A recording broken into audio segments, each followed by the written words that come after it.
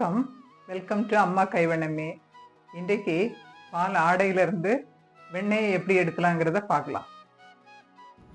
இது பால் மேலே கட்டக்கூடிய அந்த ஆடை ஒவ்வொரு நாள் பால் காய்ச்சும் போதும் மேலே ஆடை படியும். அந்த ஆடையை இந்த டப்பாவில் போட்டு ஃப்ரீசரில் வச்சிடுறது.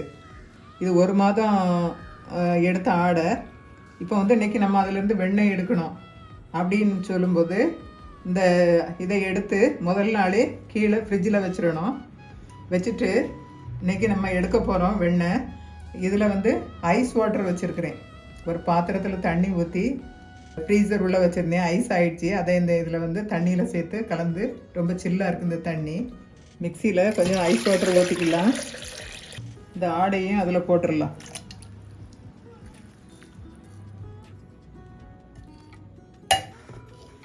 இதை மிக்சியில் போட்டு நம்ம விப்பர் பிளேடில் போட்டு அரைக்கலாம். அப்போ தான் நல்லா வரும்.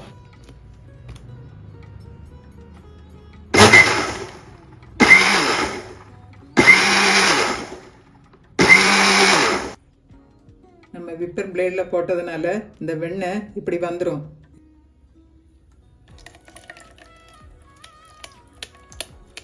வெண்ணெய் இப்படி அழகாக உருண்டு வந்துடும்.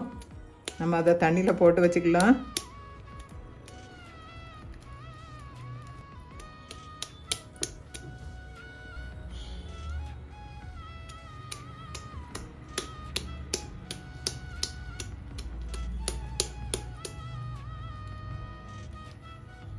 தண்ணி நல்லா கூலாக இருக்கணும். Ice water.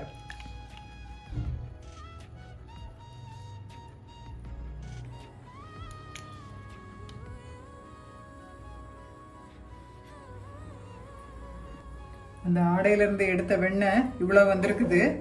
இனிமேல் இதை நம்ம நெய்யாக உருக்கி எடுத்துடலாம். கேஸ் ஆன் பண்ணி சட்டியை அடுப்பில் வச்சுருக்குறோம். அதை அப்படியே உருகி வரட்டும்.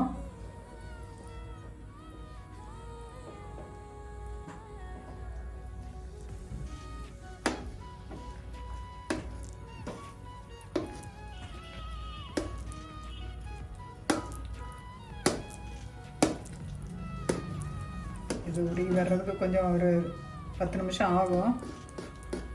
அப்படியே உருகிட்டோம்ல.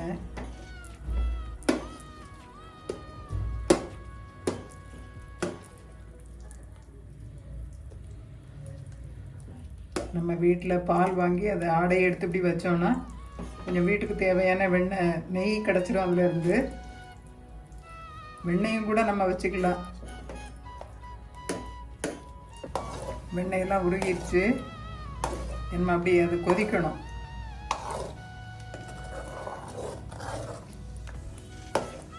ஒரு 10 மினிட்ஸ் ஆகும். மறுபடி பார்ப்போம். நல்லா கொதிக்குது. அந்த வெண்ணெய் பாயில் ஆகிட்டு இருக்குது. இந்த நுரையெல்லாம் அப்படியே அடங்கிடும். அந்த நுரையெல்லாம் அடங்கிருச்சுது. இன்னும் பாயில் ஆகிட்டு தான் இருக்குது.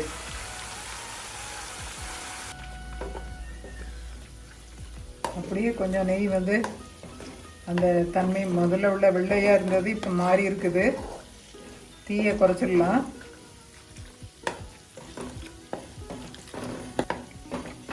நீங்களும் வெளியே வெண்ணெயை வாங்கி கூட நம்ம இப்படி வீட்டிலேயே நெய் தயார் பண்ணிக்கலாம்.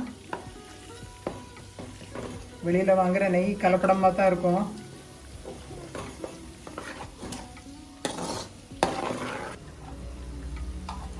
நெய் கலர் அப்படியே வருது.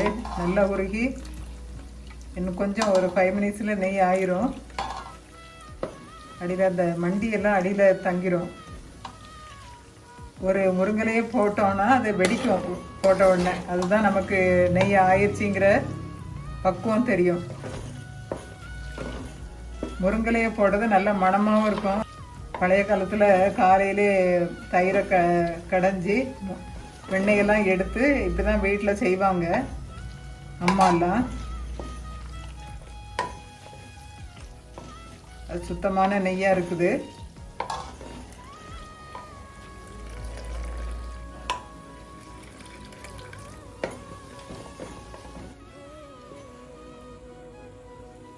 நம்ம இப்போ ஒரு முருங்கலையை போட்டு பார்க்கலாம் அது வெடிக்குதான்ட்டு. சத்தம் வரல. இன்னும் ஒரு 5 மினிட்ஸ் பார்ப்போம். முருங்கலையே போட்டுடலாம்.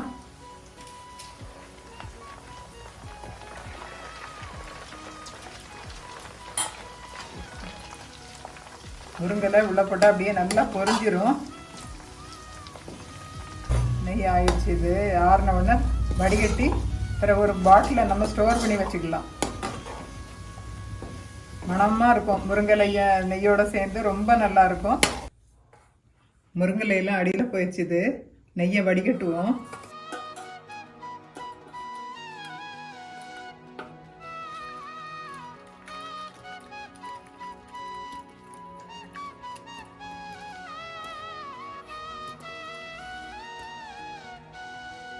நெய் ஃபில்டர் பண்ணியாச்சுது. நம்ம அதை பாட்டிலில் ஊற்றலாம்.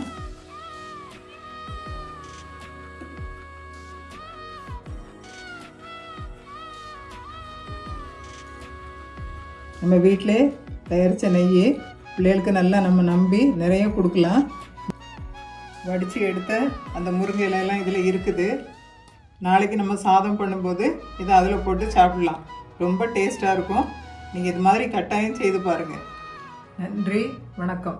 அம்மா கைவண்ணமே சுவையும் மனமும் பிரமாதமே. அம்மா கைவண்ணமே சுவையும் மனமும் பிரமாதமே. அம்மா கைவண்ணமே சுவையான இனிப்பு வகையும் முறுமுறுப்பான முறுக்கு வடையும் உடலுக்கும் மனதிற்கும் நல்ல ஆரோக்கியத்தை கூட்டும் சுவையும் ஆடை அலங்கரிக்கும் தையல் கலையும் பல பயனுள்ளதான யோசனையும். வாருங்கள் பாருங்கள் செய்ய முயலுங்கள் சமைத்து பாருங்கள் சுவைத்து மகிழுங்கள். அம்மா கைவண்ணமே.